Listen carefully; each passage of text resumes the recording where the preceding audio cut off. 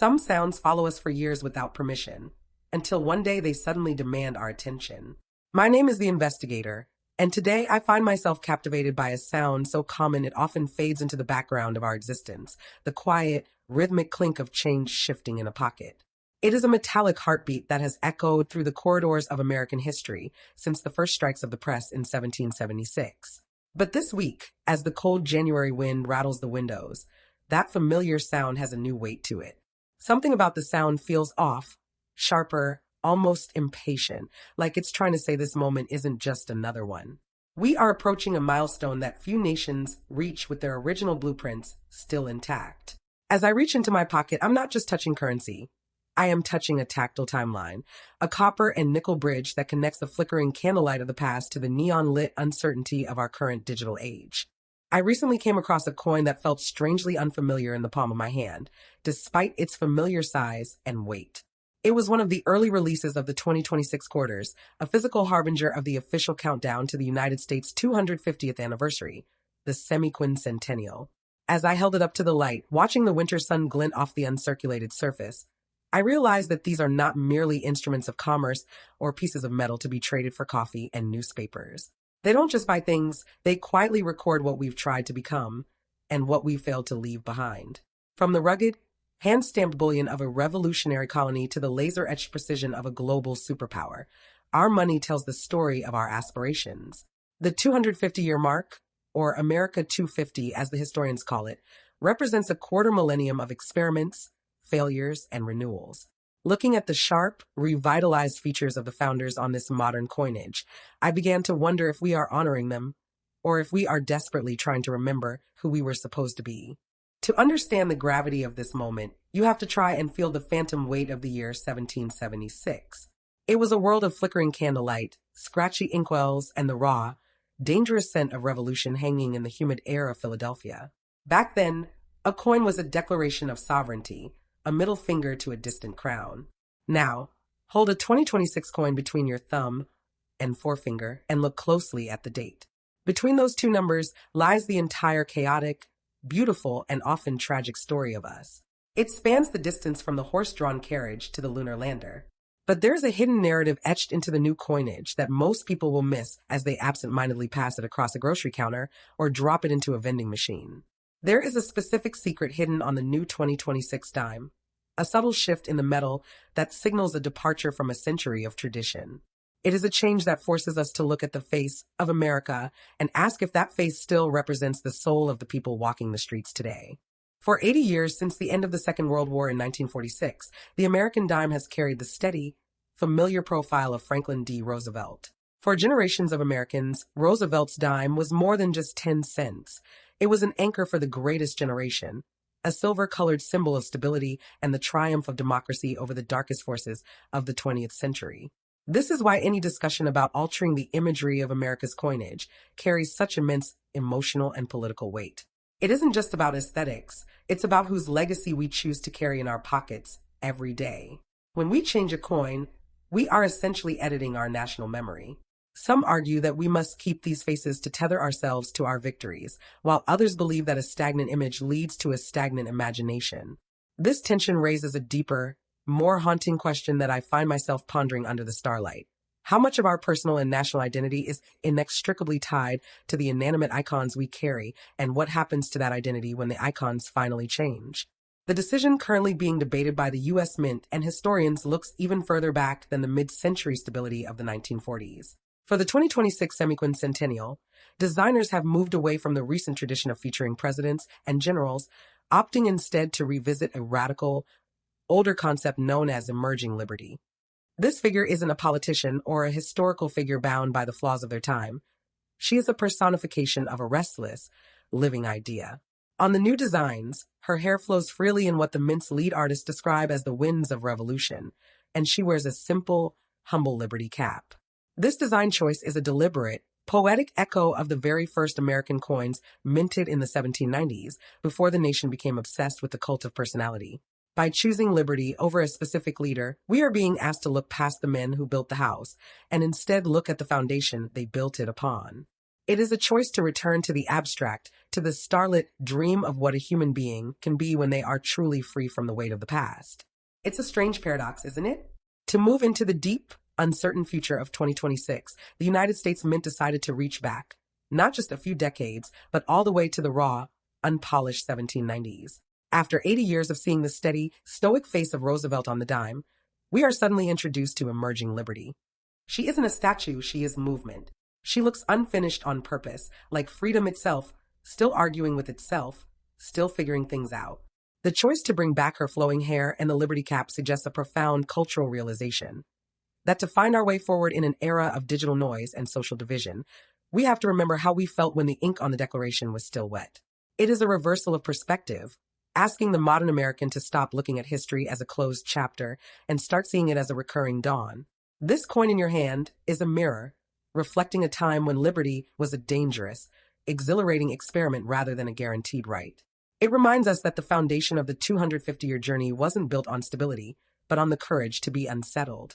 But there is another detail on these coins that quietly sets them apart, forcing a confrontation between the past and the present.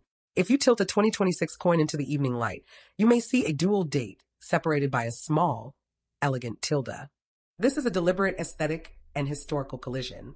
Most coins are incredibly selfish. They only care about the moment they were born, recording the single year of their minting as if nothing came before and nothing matters after.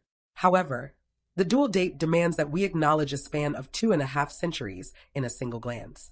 It forces the person holding the coin to confront the staggering weight of 250 years of evolution, struggle, and survival. It is a mathematical expression of a legacy. When you see those numbers side by side, you aren't just looking at a date, you are looking at a bridge.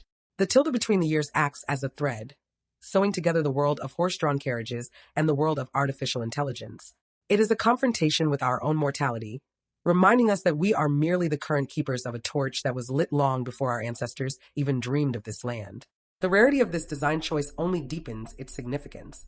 The only other time this double stamp of time appeared on circulating coins was during the bicentennial in 1976, a year of grand parades and a different kind of national soul searching. This 2026 series is so symbolic, so heavy with the gravity of the Semiquincentennial, that even the humble penny, whose very existence in everyday circulation has been a subject of heated economic debate for years, carries this bridge of dates. It is as if the metal itself is trying to physically hold two different worlds together at once, refusing to let the legacy of the 18th century slip into the shadows of the 21st.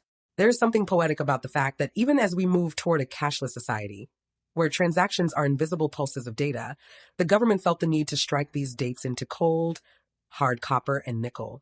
It is an anchor in a digital storm. It ensures that even if we stop using physical money, the dual date will remain buried in jars, lost in couch cushions, or tucked into keepsakes, waiting for someone in the distant future to find it and wonder about the people who lived in the space between those two numbers. I sat in a quiet park recently, watching the sun set behind a skyline that didn't exist when the first American coins were struck, and I pulled one of these dual-dated coins from my pocket. I began an investigation of its surface, feeling the ridges and the raised letters of liberty. I found myself thinking about the hands that might hold this very piece of metal 50 years from now, in 2076 or beyond. Will they feel the same connection, or will the coin be a relic of a forgotten era of physical commerce? The copper and nickel in this coin are more than currency. They are physical links between the flickering, smoky candlelight of the 18th century tavern and the cold, blue satellite glow of our modern world. When you hold it, you are touching an object designed to outlive your bank account, your smartphone, and perhaps even your house. It is a tiny, circular time capsule. To investigate a coin is to investigate the endurance of an idea.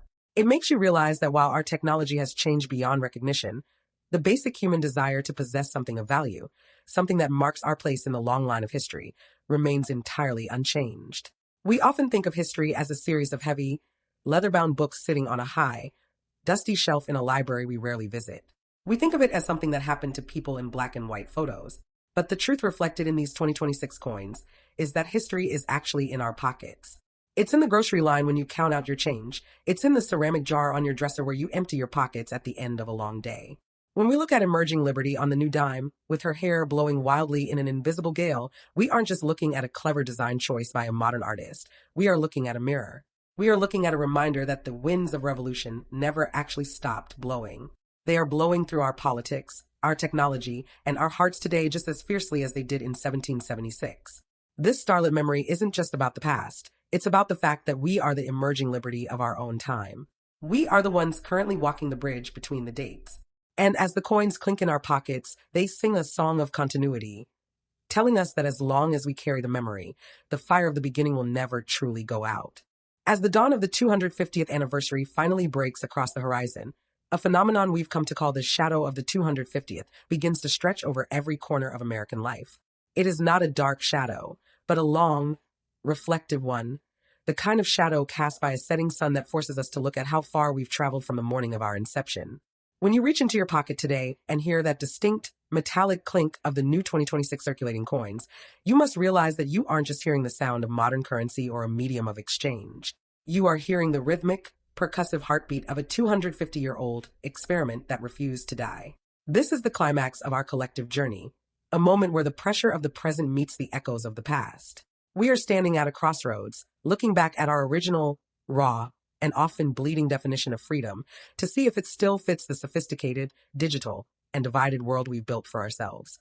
The sound of that metal hitting metal is a wake-up call, a reminder that the great experiment is still in session and we are the jury.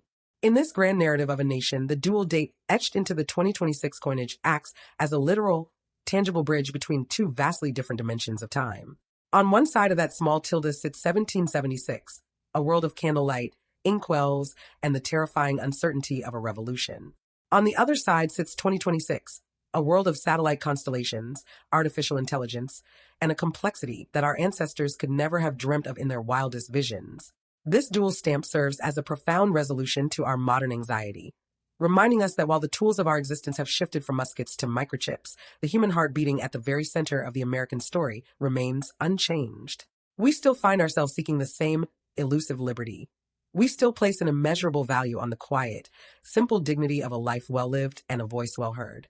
The metal in our hands proves that time is not a line that leaves things behind, but a circle that keeps bringing us back to the same fundamental questions of who we are and what we owe to one another. So, I invite you to change your rhythm. The next time you are at a crowded store or a quiet cafe and you receive change from a stranger, don't just mindlessly shove those coins into the dark depths of your pocket. Pause for a heartbeat. Take a second to let the light catch the surface of the metal and look for that unique double stamp of 1776 and 2026. Seek out the image of the lady with the flowing hair and the liberty cap, the emerging liberty who hasn't been seen on our currency in generations. She is a ghost returning from 250 years ago, stepping out of the fog of history to look us directly in the eye. She is returning to ask us a silent, piercing question. Do we still remember what it feels like to be emerging? Do we still possess the courage to be something new, something hopeful, and something unfinished?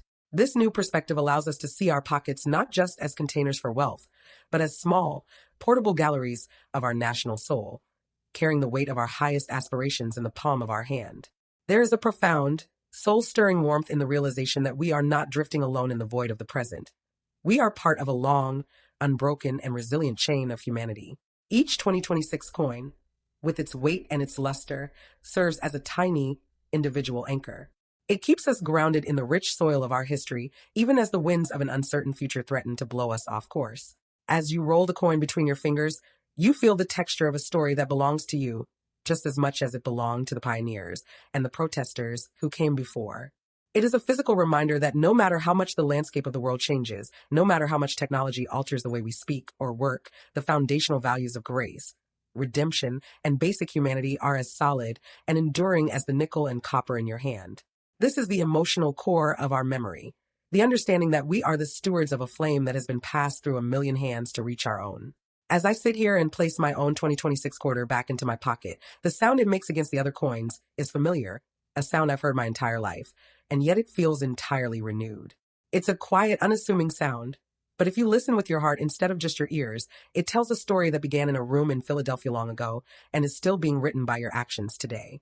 I am the investigator, searching for the threads that bind our memories to our future, and I find myself wondering, the next time you hold one of these dual-dated coins, what will you feel?